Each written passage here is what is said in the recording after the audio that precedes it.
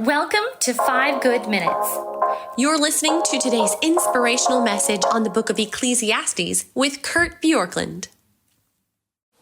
When we come to Ecclesiastes 11 and 12, we are definitely coming to the conclusion of the book. In chapter 11, verses 1 through 6, we see a return to a theme that has been developed throughout this book, and that is a lack of control, a lack of knowledge, a lack of ability to predict. But here his answer is not just simply enjoy life because you don't know how it will go, but it's to invest your life. He says, ship your grain across the sea. After many days, you will receive a return. Invest in 7 ventures. Yes, 8. You don't know what disaster may come upon the land. If the clouds are full of water, they pour out rain upon the earth. Whether a tree falls to the south or to the north, in the place where it falls, there it will lie. Whoever watches the wind will not plant. Whoever looks to the clouds will not reap. As you do not know the path of the wind, or how a body is formed in a mother's womb, so you cannot understand the work of God, the maker of all things. Sow your seed in the morning, and at evening let your hands not be idle.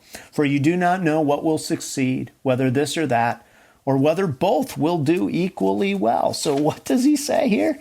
He says, basically, set out into your world and work hard and invest because you don't know what will come to fruition. And this is actually wisdom to say, extend yourself into areas that are potential because you don't know what will have the greatest return. But probably even more, here he's saying don't live in fear of the future. He says you don't know whether the path of the wind or how the body is formed in a mother's wombs. You can't understand the work of God. And just before that, he says, whoever watches the wind won't plant. Whoever looks at the clouds will not reap. One of the things that keeps us from embracing life, if that's part of the theme of Ecclesiastes, embrace life, is fear of the future. And in the days in which we live, there are no shortage of people who will tell us all of the bad things that are awaiting the world. And the author of Ecclesiastes is saying, look, don't fall for that. You don't know the ways of God. You don't know where your best return will come from. You don't know how long you will live. So even though death is a certainty, don't retreat from life. Instead, embrace it and invest your life, because in investing it, you will have a return in this world. Now, that, again, may seem like just some simple secular advice, but I believe that there is a way to see this and to say, this is God saying, I want you to cultivate the earth. If you go back to Genesis, one of the things that's said to Adam there and to Eve is that they are to work the land, that they are to show dominion over it, that they are to have a mandate to invest in this world.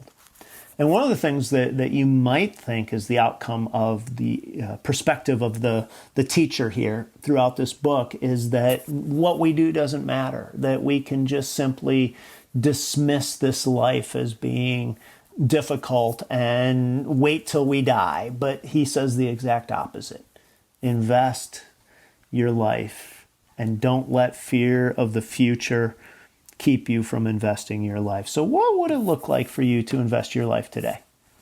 Where is it that maybe you've let fear keep you from living and embracing what God has given you a vision to do?